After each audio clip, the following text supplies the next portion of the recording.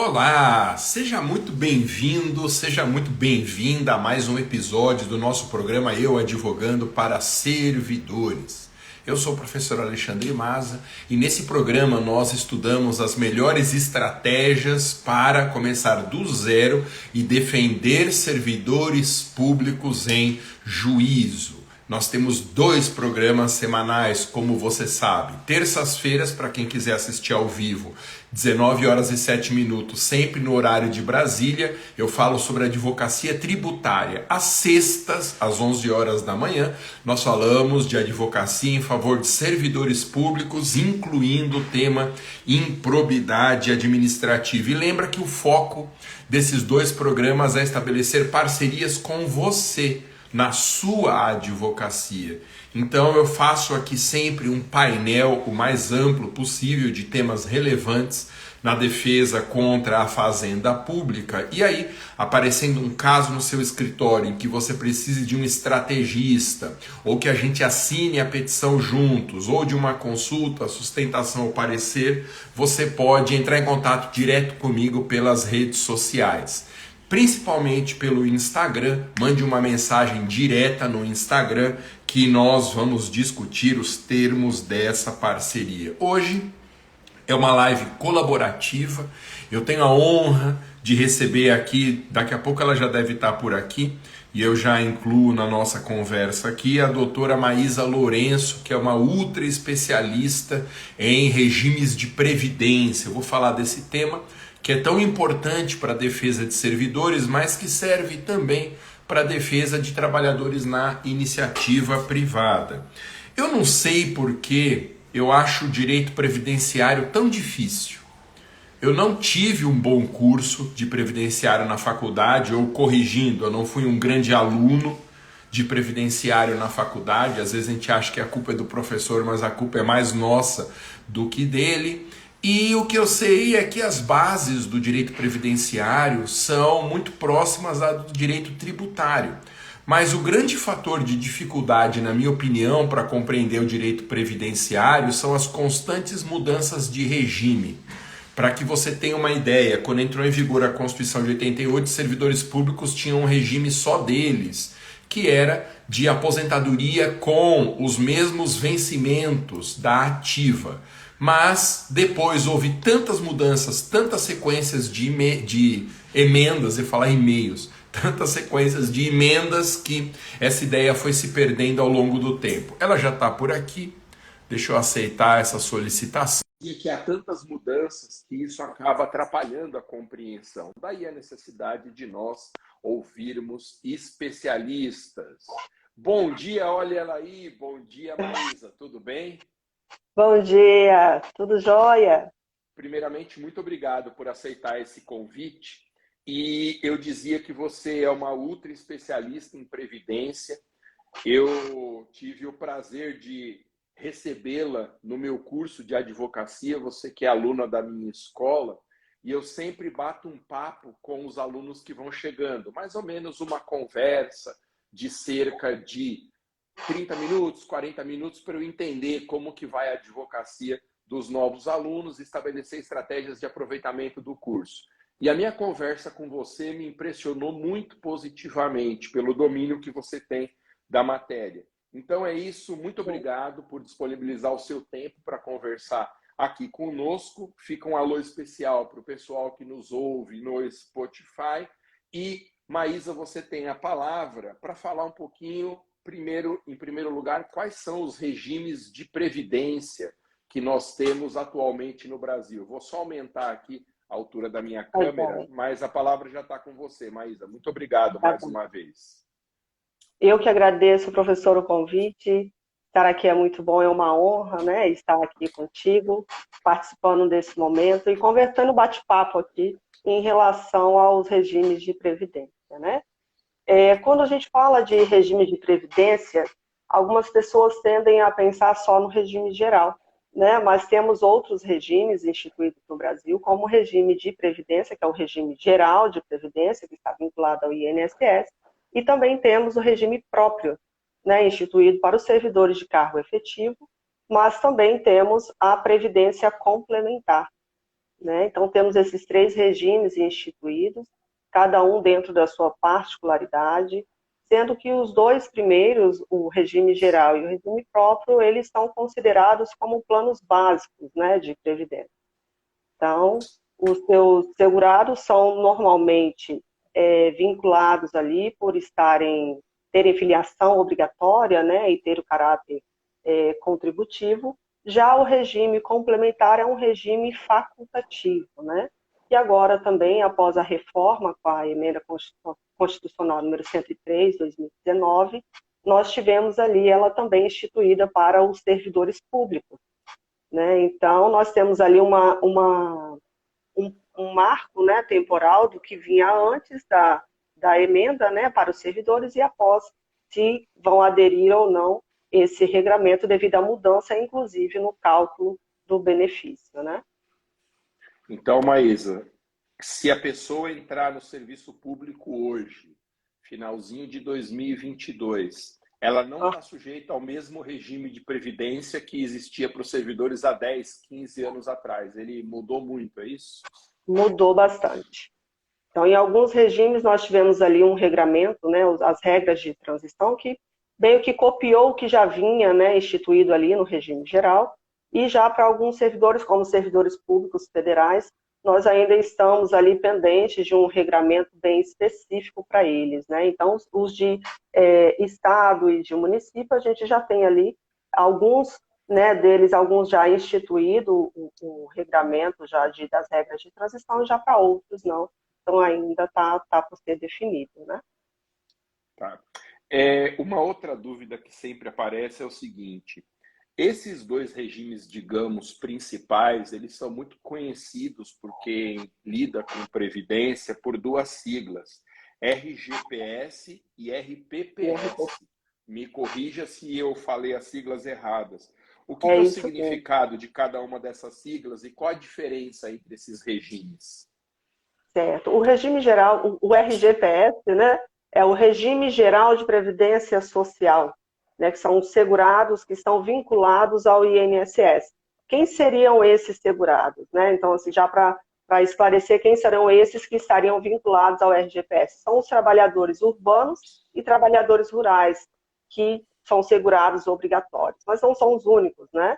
Porque nós temos ali também o segurado facultativo, que não é um segurado obrigatório, mas que podem verter suas contribuições para o INSS. Por outro lado, o RPPS para o servidor, é o regime próprio, né, de previdência social, que é específico ali para os municípios, estados, Distrito Federal ou União, para aqueles servidores de cargo efetivo. Então, assim, aproveitando o ensejo, né, convém esclarecer que, quanto a esses servidores, o regime próprio ele está vinculado aos servidores de cargo efetivo. De modo que, por exemplo, os servidores que são exclusivamente comissionados, né, o que desempenham cargo e comissão exclusivamente, ou cargo temporário, ou que seja empregado público, eles não estão vinculados ao regime próprio, e sim ao regime geral. Então, nós temos aí essa particularidade também. É muito curiosa essa diferença que você mencionou entre servidor público estatutário e empregado seletista. As pessoas fazem muita confusão com essas 2 categorias, né? Ensinar servidores públicos, falar sobre servidores públicos em larga medida, estabelecer as diferenças entre o regime estatutário e o regime seletista. O que há em comum entre eles é que eles ingressam por concurso. Mas eu estou para dizer, não sei se você que é especialista concorda com isso, eu estou para dizer que o único ponto de contato fundamental entre os 2 regimes, o estatutário e o seletista, é a existência de um concurso público para ingresso nos cargos ou nos empregos públicos, né? De resto é tudo diferente, inclusive essa diferença importante que você apontou em regime de previdência. Uma pergunta que eu recebi aqui, Maísa, nós estamos falando sobre regimes de previdência com a ultra especialista doutora Maísa Lourenço, que é aluna da minha escola e que domina profundamente esse assunto. Ela tem uma banca de advocacia muito centrada em direito previdenciário nesses 2 regimes. Uma dúvida que chegou aqui, logo que eu coloquei o banner anunciando aí que a gente faria essa live, uma pergunta que veio, Maísa, é se um segurado pode ter mais de uma aposentadoria. Esclareça aí a minha ignorância sobre isso. Sim, é possível sim que tenha, né? É claro que cada caso é um caso. Então, assim, é possível que tenha até 3 aposentadorias, mas como é isso? Nossa. Né? Então, assim, vamos supor que o servidor, não necessariamente ele é servidor a vida inteira. É claro que temos casos, mas não é uma totalidade. Então, vamos supor aqui um exemplo, que esse servidor hoje, antes de ser servidor, ele já tinha trabalhado numa empresa privada, então ele tem ali um período de regime geral. Depois disso, ele resolveu que ia fazer um concurso, fez o concurso, passou, e daí tem ali o período já instituído para sua aposentadoria. Não averbou, uma coisa importante da gente falar, não averbou ainda o tempo lá do regime geral, né? Porque o servidor público ele tende, eu não sei porquê dessa prática, mas eles tendem a passou no concurso, já pega o período de regime geral e já leva, né? Então já faz essa averbação. Mas vamos supor que não levou ainda esse período, está lá ainda paradinho, ele tem já o período ali instituído e resolveu fazer uma previdência complementar. Né? Então, assim, havendo preenchido ali os requisitos para aposentadoria em regime próprio, ele pode se aposentar ali. Havendo preenchido os requisitos em regime geral, ele pode estar aposentando lá também. E se tem a previdência complementar, também pode. Além disso, a gente tem também algumas questões de cargos que são acumuláveis, né? E aí também haveria essa possibilidade. Porém, tem que ser avaliado, né, cada caso aí para ver se tem de fato essa possibilidade ou não, mas sim é possível. É muito interessante a gente estar tendo, para quem está chegando agora, hoje a live ao vivo é exclusiva pelo Instagram, porque esse regime de colaboração com mais uma pessoa falando, eu não consigo fazer nas outras plataformas, mas ainda hoje eu coloco esse vídeo aqui no Facebook, no YouTube, no LinkedIn. E a gente está tendo uma oportunidade de ouro aqui de fazer perguntas sobre esse tema tão específico que é o regime de previdência para uma especialista. Então, quem estiver vendo pelo Instagram ao vivo e quiser fazer perguntas, coloca aqui no chat que eu vou repassando para Maísa. Nem adianta fazer pergunta para mim, gente, que eu não entendo nada desse assunto. Eu sou muito interessado, muito curioso, mas eu tenho vergonha de falar sobre coisas que eu não conheço, tá? Então eu já passo aqui imediatamente. E aí você disse que é possível um segurado ter até 3 regimes de aposentadoria, que eu não sabia, mas existe algum que é melhor que o outro ou todos têm algum tipo de vantagem? Como que é, digamos, essa hierarquia de qualidade? O que é melhor para um segurado? Então, o que vai definir o que é melhor vai ser, no caso do que já é servidor, vai ser o tempo de serviço público que ele tem, ou seja, quando que ele iniciou no serviço público. Porque para aposentadoria específica no serviço público, então tem que verificar qual regramento seria ali para ele mais aproveitável, né? Então, vamos supor que ele tenha já filiado ao INSS, né, como o exemplo anterior, mas que hoje é servidor público. Então, aí a gente teria a possibilidade de 2 aposentadorias ou de optar por uma que fosse mais vantajosa, ou migrar para o regime geral, ou, se for o caso, né, migrar do regime geral para o regime próprio, o que seria mais vantajoso. Aí depende, né, depende de como que está o período contributivo desse segurado, verificar quando foi que ele iniciou no serviço público.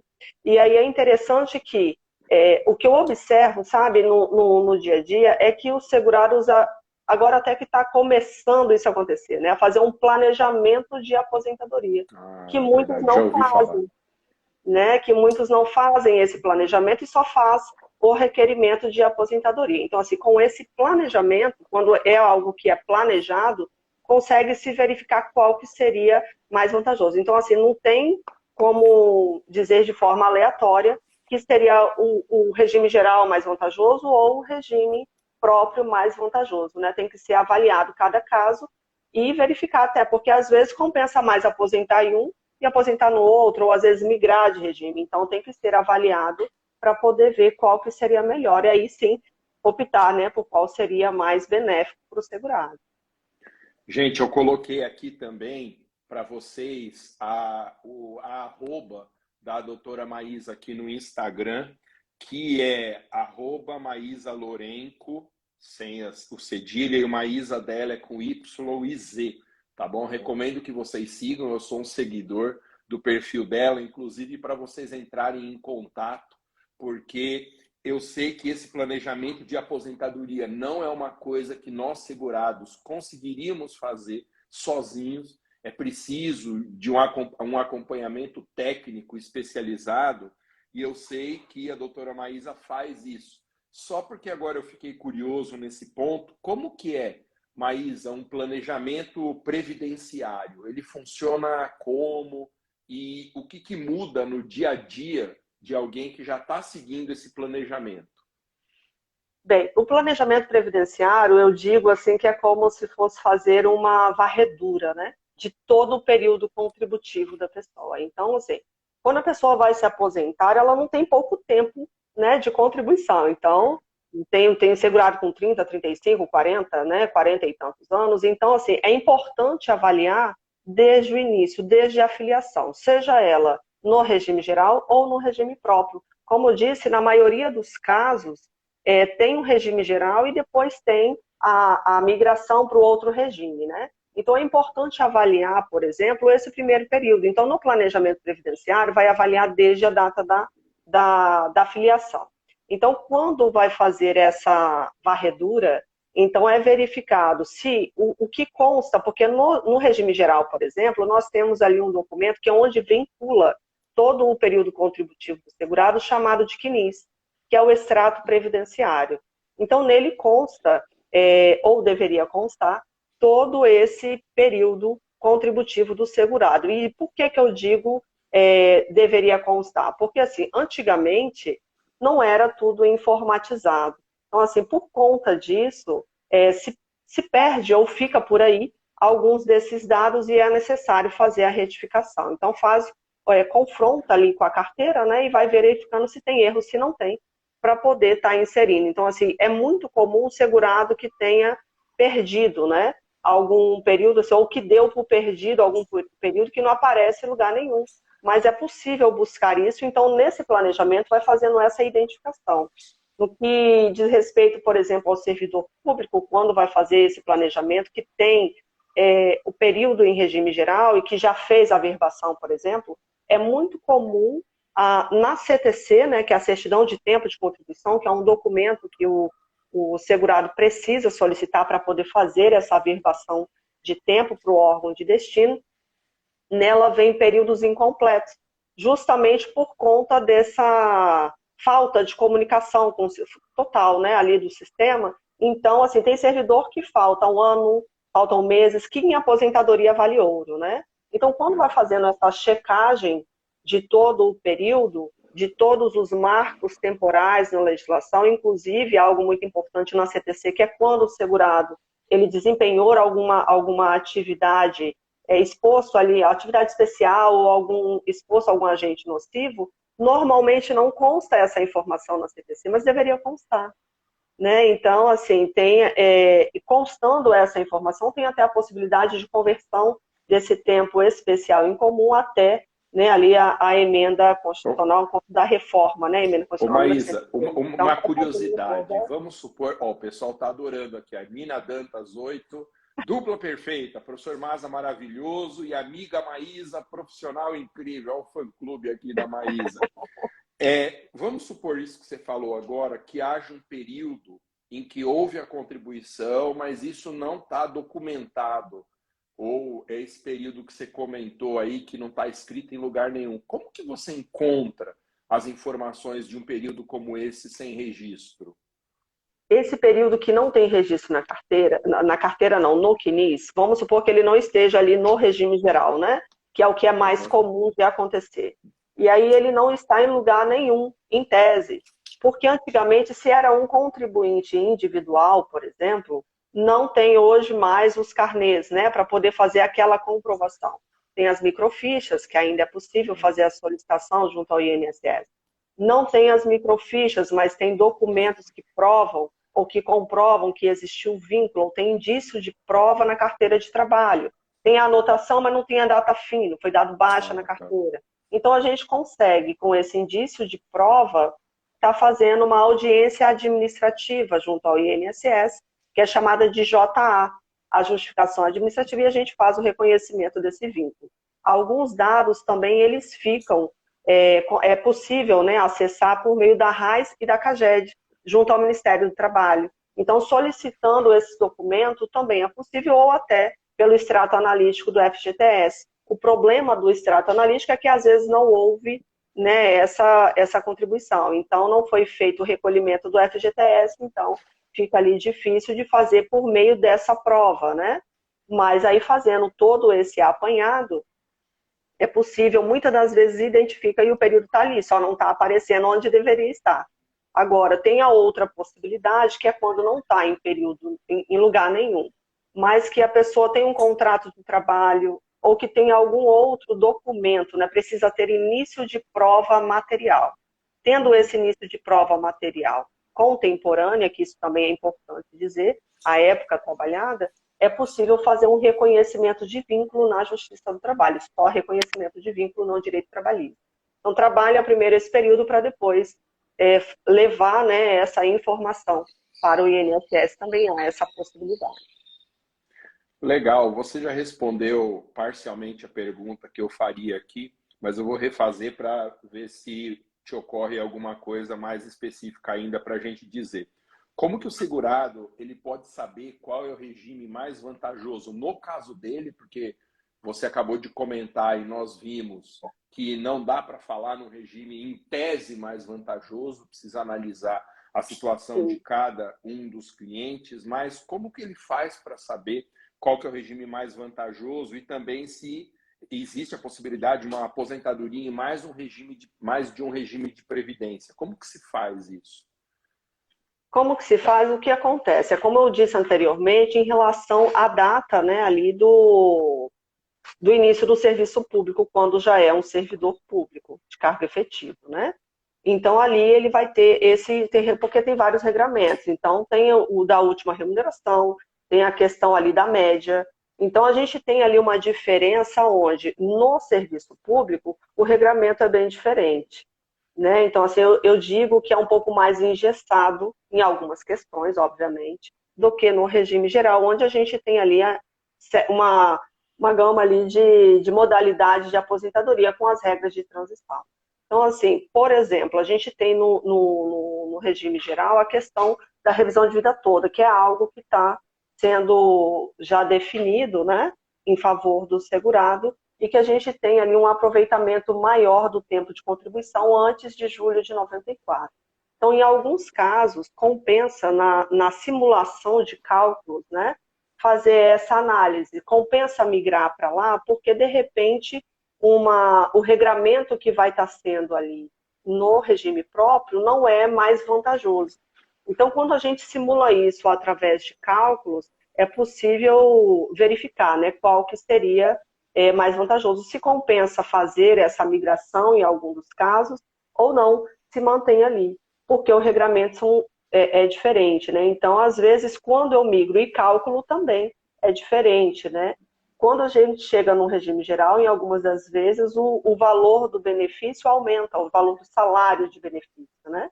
Por conta do regramento também ser diferente. Então, por isso, assim, às vezes pode ser que no regime geral seja mais vantajoso do que no regime geral. Inclusive, só analisando caso a caso mesmo, né?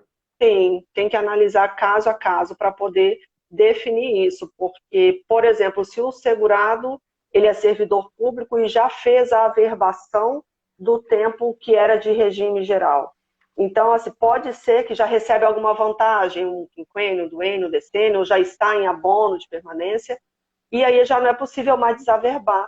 Só que, às vezes, o que ele levou, a depender de quando ele foi inserido no serviço público, levou esse tempo, em vez de achando que ia melhorar, porque ia ter mais tempo de contribuição, se for um regramento, por exemplo, de média, e tinha um salário alto, pode impactar negativamente no salário de benefício. Né? Então, se não se alcança ali, porque são bem poucos os servidores que estão naquele regramento de última remuneração, Então, quando cai na média, por exemplo, em vez de impactar positivamente por ter mais tempo de contribuição, vai impactar negativamente. Nas devidas proporções, ao contrário disso, hoje no INSS, via de regra, né? Claro que não é uma regra absoluta, que tem outras modalidades, quanto mais tempo de contribuição, melhor a renda.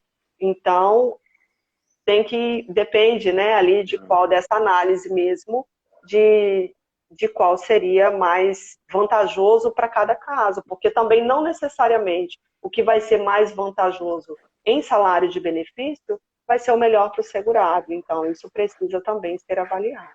E sobre migração de regime, é possível fazer migração de um regime previdenciário para outro? E se for possível, dá para ter uma noção se bastante gente está fazendo a migração, ou as pessoas têm medo, não sabem qual a melhor decisão a tomar? Como que funciona uma migração de regime, se é que é possível, né? Sim. Primeiro que é possível, sim, essa migração de regime devido à reciprocidade dos sistemas, né? Então, tanto pode migrar do regime geral para o regime próprio, como o contrário, né? Do regime próprio para o regime geral. E sim, após a reforma previdenciária, né, em 2019, tem havido muita migração. Agora, também temos, no mesmo ponto que está havendo muita migração para o de regime, também tem muita gente com medo, né? Será que isso vai ser bom? Será que não vai me prejudicar? E assim, por desespero, os servidores públicos começam a verter contribuições para o INSS, regime geral, né? Como facultativo. E o que pode causar um problema muito grande, porque há uma vedação expressa, isso não pode acontecer, né? E assim, eu tenho visto alguns casos, inclusive, casos reais, né, de pessoas que estão fazendo isso por medo. Porque às vezes não é no regime próprio um salário muito alto, que migrando alcançaria um regramento mais interessante, justamente por conta da regra de cálculo mesmo, né, ali de benefício, de salário de benefício. Então está havendo sim muita migração. Gente, quem tiver propostas de parceria para fazer com a Maísa, siga no Instagram, Maísa com Y e Z Lourenco, né, que o sobrenome dela é Lourenço, mas a gente não coloca a cedilha, e entre em contato direto, porque às vezes aparece um caso legal de previdenciário no escritório e a gente não sabe como lidar, acaba encaminhando.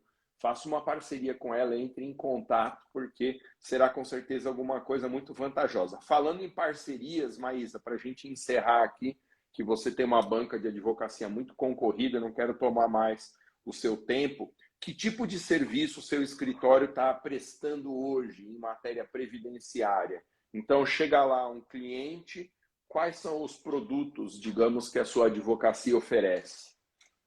O meu escritório ele é especializado em direito previdenciário, então nós trabalhamos com toda a banca de regime geral, né, e também de regime próprio, com foco, né, em aposentadoria e planejamento de previdência. Então é específico nessa área de atuação. E o que mesmo que é um parecer em matéria previdenciária?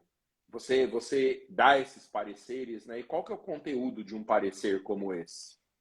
Sim. O parecer que nós mais emitimos aqui é o parecer de planejamento previdenciário de aposentadoria, né? Então, porque tem algumas modalidades de planejamento, algumas que só com simulações e projeções futuras, né? Porque a maior angústia da pessoa que já está próximo de se aposentar é se aposentar com salário de benefício pequeno, né? Então, eles falam assim, mas está muito pouco, isso aí eu trabalhei a vida inteira e agora vou receber praticamente nada, né?